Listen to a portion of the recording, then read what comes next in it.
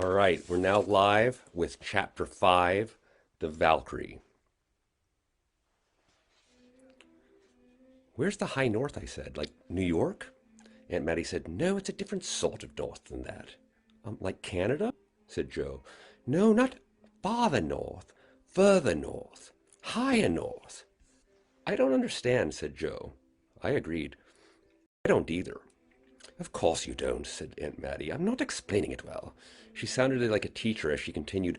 The words farther and further are usually used interchangeably by people who are not very careful about language, but there is a difference between them. Farther usually indicates a measurement in space, a greater distance. Further is the preferred word when dealing with something abstract. He is further along in school than she is, for example. She waited for our eyes to light up with understanding or something. No luck. If your father were going to Canada instead of New York, he would be going farther north. But where he has gone is the same distance from New York as it is from North Carolina. Joe and I exchanged a glance. What is wrong with this woman? Please, said Joe, we don't understand. The only way something can be the same distance from New York and North Carolina is if it's east or west. After thinking about it, I added, or in space, or under the ground. Aunt Mattie took a deep breath and let it out slowly. Paul, your father, my nephew, is not traveling a certain distance that can be compared to other distances within, or I suppose I should say, on this world. He is going to a place where everything is further north than it is here. And by here I mean North Carolina, and New York both, and England, and Iceland, and the North Pole, and the center of the earth, for that matter. We exchanged another glance. Dad's aunt is crazy. Perhaps I should try explaining this differently. Northernness is the feeling that overtakes you when you awake to a world covered in snow. The way that you may be unexpectedly filled with a sense of adventure when none is near, or overcome with wonder at the calm of a blue sky and the merciless severity of ice. When I say high north, I'm not talking about a direction. I am talking about the place that exemplifies northernness, the place that it comes from. We sat silently. She still wasn't making any sense. She said, have you heard of Odin, Thor, Bifrost, any of those things? Yes, I exclaimed. Finally, my area of expertise, like in the Marvel Universe. I turned to Joe to explain. She hated when I went on and on about comics. Odin is the head god, kind of like Zeus, but he lives in Asgard instead of Mount Olympus. Anyway, Zeus, Thor is his son, and Loki is his adopted son, and they can travel to Earth by going across Bifrost, the Rainbow Bridge, but most of the fights happen between Thor and Loki, who's pretty much the bad guy. They're the best Marvel characters. Yes and no, Aunt Mattie said, holding up a cautionary finger. Yes, Odin is the All-Father, and Thor is his son, and yes, there is a rainbow bridge called Bifrost, but it's much more complicated than you imply, Stephen. Joe interrupted. I don't understand. What's more complicated than Stephen implies? He's talking about comic books and movies. Aunt Mattie nodded patiently. Yes, but I am talking about real life. Joe and I exchanged another look. Aunt Mattie took a breath and said, your father is going, no, he has gone to a different world. It's not different the same way that, say, Jupiter is different from Earth. Not a different planet, but a different reality. It is closely connected to this one, but operates fundamentally on its own. A reality with rules and physical laws quite different from those in this reality. With magic, hammers, and superpowers, and gods, our father has gone to a place like that? Yes, said Aunt Mattie, and there's no need to use that tone with me, young man. She stood up while muttering something about children respecting their elders. She continued, you have the right idea, but Loki is Odin's adopted brother. He is Thor's uncle. She opened the clasp of her cape. And they don't have superpowers exactly. They can just do things that children of Midgard can't. Things just work a little differently for gods and others from the high north. Or really, I shouldn't say that we can do things that children of Midgard can't. Aunt Mattie removed the cape and draped it over the back of her kitchen chair. A pair of huge white wings unfolded from her back. She stretched a bit and made the warm, satisfied sound associated with easing back pain. "I do hope that you don't mind," she said. "I'm much more comfortable this way." Jo jumped from her chair. "Whoa!" she yelled. "You have wings!" She turned to me and said, "She has wings, Stephen. Wings!" I just stared at Aunt Mattie, slack-jawed. "Of course I do, my dear." Of course you do?" Jo shook her head. "What do you mean, of course you do?" "She's a superhero," I whispered. "Are you a mutant, like one of the X-Men?" "I am most certainly not a mutant," said Aunt Mattie, "and I don't know what an X-Man is, but I find it highly unlikely that I am one of them either." She straightened her shoulders. "I have wings because I am a Valkyrie." Jo turned to me. "I bet she can fly." She turned to Aunt Mattie. "Can you fly? Can our dad fly?" "Of course I can," replied Aunt Mattie. "These wings aren't just for decoration, you know. And your father may be able to fly. It certainly isn't unheard of, but he is not a Valkyrie because Valkyries are, by definition, female. In the days when the gods ruled the Northmen, whom you would call Northern Europeans or Scandinavians today, Valkyries flew over battles, selecting from the dead those who would spend eternity in Valhalla. It's a great wooden hall in Asgard where men slain in battle enjoyed a sort of never-ending feast, eating, drinking beer, laughing, and behaving abominably. The only way for a man to go there was for a Valkyrie to fly him. "Only men?" asked Jo. "Yes." "That sounds cool," I said enthusiastically. Aunt Mattie looked at me and flatly said, "I assure you it was not. It was a pigsty." I shrugged because that made a lot of sense. Aunt Mattie said, "And it wasn't just the horrible stench of the place or the piles of bones and half-eaten legs of game. It was the stupidity of it. I'm sure you can imagine. Since they could not die twice, the men did the sort of foolish things that men would do if they were immortal: stab one another through the heart, throw someone weaker into a roaring fireplace, or lop some unfortunate fool's head off for a game of headball, which in Midgard evolved into football or soccer. Then everyone would laugh uproariously. A very crass, raunchy, filthy place, Valhalla." She shook her head and said, "Mind, that doesn't mean I don't miss it, even though I was only a young woman when they closed it down." Jo said, "I thought you said that they spent eternity there." "That's what everyone believed. All of the army recruitment brochures said it. 800 years ago, all of the slain warriors were sent to other final destinations, and Valhalla was closed indefinitely." "So what do Valkyries do now?" I said. "Work," she replied. "We're all great fighters by nature, so most Valkyries are associated with the defenses of Asgard and Midgard in one way or another." "Is that what you do?" asked Jo. "In a way," Aunt Mattie replied, "though I grew up in a different environment than most Valkyries. I'm less warlike than most. You see, by the time I was born, my mother had sworn off war. My mother is named Air. She had always found great satisfaction in helping and healing others. Once she fulfilled her contract as a battle Valkyrie, she studied medicine and became a physician. While she was a student, she fell in love with a god called Freyr." "A god," said Jo. It was a question, but didn't sound like one. "Yes, what you would call a Norse god, to be specific. Sometimes people use the term gods, and sometimes we call them by their proper name. There are two groups, the Aesir and the Vanir. The Aesir are the rulers of and gods of war, like Odin and Thor, and the Vanir celebrate peace, fertility, and prosperity. Freyr is my father, and he is the chief of the Vanir. I suppose that he and my mother loved one another because they both enjoyed bringing calm and comfort to others. He has had children with many different goddesses, humans, Valkyries, elves, you name it.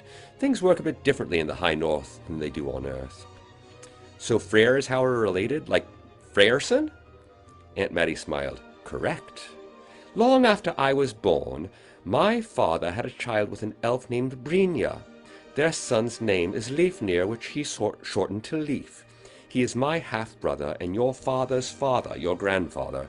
He chose to lead an almost human life in Midgard years ago." "You keep saying Midgard," Jo asked. "What is that?" "This is Midgard, here, where we are. All of this. Midgard translates roughly as Middle-earth, and it's where you two, and every other human for that matter, were born and have spent your lives. I don't mean this planet, this universe, maybe. Midgard is every physical thing in existence as you have always known it. So how can there be anything other than everything? I asked, confused. The universe as you know it is everything that exists in Midgard. Other worlds aren't a part of this universe. Even the best device made in Midgard cannot detect them. They don't operate according to Midgard's laws, and so they don't do the kinds of things that a machine can pick up. Don't expect Midgard's science to make sense of it. So, I said slowly, the god stuff, I mean, the demigod stuff or whatever, is that why Dad left? Your father is on a very important journey, or at least that's what I assume since he left the two of you at home alone. He was seen on Bifrost between Midgard and Asgard this morning. He told a mutual friend named Heimdall that he had left Freyrton due to an emergency and had to get a message to me. Asked him to get a message to me. Aunt Maddie, please hurry to my home and watch over the twins. And so I came as quickly as I could. Don't fear, your father is a tad absent-minded, and he clearly didn't plan his adventure very well since he left home so quickly, but he is a brilliant young man, and it's only a matter of time before he completes his journey and comes home. Aunt Maddie sent us away from the kitchen so that she could prepare dinner. We tried to play a board game but gave up. I couldn't concentrate due to excitement, and Jo was too worried about Dad and all the bees at school and her friend's ankle and what it might mean, so we talked about that instead. When dinner was announced, we were amazed at what had happened to the kitchen. I could barely recognize it. Our kitchen had always been pretty plain, but it wasn't anymore. Aunt Maddie had draped golden ribbons and garlands made of living evergreen around the room, hung wreaths in an arrow made of braided bits of mistletoe. Burning candles provided light instead of light bulbs. Smells like cedar smoke and cinnamon, sugar cookies and lamb stew and roasted potatoes filled the house. Each year at Christmas, we'd decorate a small tree with Dad. Aunt Maddie had done much more, though none of it seemed like it was too much. I had no idea how, in the space of an hour, she took our plain kitchen and turned it into a place that looked like a fine dining hall at a fancy restaurant. It's beautiful, gushed Jo. Thank you so much, Aunt Maddie. This is amazing, I agreed. This has been such a weird day, I'd forgotten Christmas is almost here. Thank you, Aunt Maddie said. Humph, Christmas! Yule is here. A joyous solstice and blessed Yule to you both. Yule? I asked. Like a Yule log? She replied, yes, like a Yule log, the original holiday. High Northern, of course. Begins on the shortest day of the year, runs 12 days, candles and evergreen trees, boar hunting, Yule log. It's delightful. Where did all of this stuff come from? Wondered Jo. We didn't have any of it in the shed. The evergreen and mistletoe looked like they were just cut today. Aunt Maddie pointed toward her bag and smiled. Wonderful bag. My father gave it to me. It provides plenty whenever I'm in need. It's bigger on the inside than the outside. Would you like to see? How does that work? I asked. I felt the carpet that it was made of. It was exactly what it looked like. Soft, wonderful moss. Take a look, offered Aunt Maddie. Jo twisted the clasp on the top, and we opened the bag. I stuck my hand in. The bottoms and sides were exactly where they belonged. The bag was empty. There's nothing in here, I said. Oh, I'm sure that there is. Here, let me take a look. Aunt Maddie closed the bag and pulled it open again as wide as it would go. She reached in and produced a handful of fresh, crisp carrots. She held them by their long green stems and gave them to Jo, who looked like she'd been shocked into silence. That's amazing, said Jo. How much stuff can you fit in there? Anything, really, said Aunt Maddie. Father claims that the sons of Vivaldi learned how to make it bigger on the inside from a time-traveling man from outer space, though I've always doubted that part of his story. She sniffed slightly. Here, come see. She led us into the living room, where a massive Christmas tree stood in the center of the room. It was just the right height and almost touched the tall cathedral ceiling. I was speechless. It does fit nicely, doesn't it? Said Aunt Maddie. We'll decorate it later. I'll be right back, children. She hurried into the kitchen and returned carrying a spear and a round metal shield that she had retrieved from her carpet bag. She placed them by the fireplace and filled it with a few logs and sticks that were stacked up in a bin beside it. I was amazed at how quickly she moved. Then she put a small piece of burned cloth into the fireplace, set the bottom of her shield into the fireplace beside the cloth, and struck the spear's flint head against the shield, creating a shower of sparks. The cloth immediately caught fire with a bright flash, which lit the kindling, which lit the logs. She smiled and rubbed her hands together in front of the fire, which was roaring within a couple of minutes. Even though I'd watched it pretty carefully, I didn't understand how Aunt Mattie had managed to create a fire so simply. It would have taken me an hour with matches, newspaper, lighter fluid, and help from Dad. After the Christmas tree came another surprise. Dinner! Aunt Mattie had prepared a feast. A smoked lamb and stewed rhubarb, roasted potatoes and blueberry soup, fluffy white bread and dark rye bread and bits of fried bread that were like unsweetened pancakes with fresh butter and preserves, then chocolate cake and rice pudding and more pancakes, sweet this time with fresh butter and more preserves. We filled our stomachs and then managed to pack in more food until we were overstuffed and relaxed.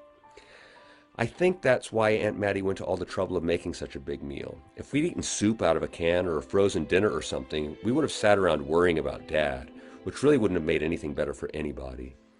As we were finishing dessert, a series of loud knocks on the front door let us know that another visitor had arrived. The three of us answered it together. Aunt Mattie stood a little in front of me and Joe, just in case the person outside was a bad guy. Snow was falling heavily now, and the temperature outside was so low it made my face hurt after just a couple of seconds. Standing on the other side of the threshold was a middle-aged man who filled out his overcoat without being fat exactly. He was wearing an old tweed fisherman's hat and had his overcoat buttoned all the way up, and in his left hand he held a small leather suitcase with a bronze plate on the side engraved with the letters CSL. He stomped the snow off his boots and extended his gloved hand. "Odin's sake, Jack! The formalities can wait a moment," snapped Aunt Mattie. "Come in before you catch a death of cold. Figure of speech." He looked at her with a wry smile before putting his hand back down and coming inside. Once in, he removed his gloves, set down his case, clapped his hands together loudly, and rubbed them together. "Hello," he said with a rich English baritone as he extended his hand. "My name is Jack." That's the end of Chapter 5. Our music this time was all by Philip Glass. Almost all by Philip Glass. The first one was Echoes, E-Chorus by Philip Glass, performed by Daniel Hope. The second was Heroes by Philip Glass and David Bowie. The third was The Hours by Philip Glass. And this is a theme from the Varmint soundtrack by Johan Johansson.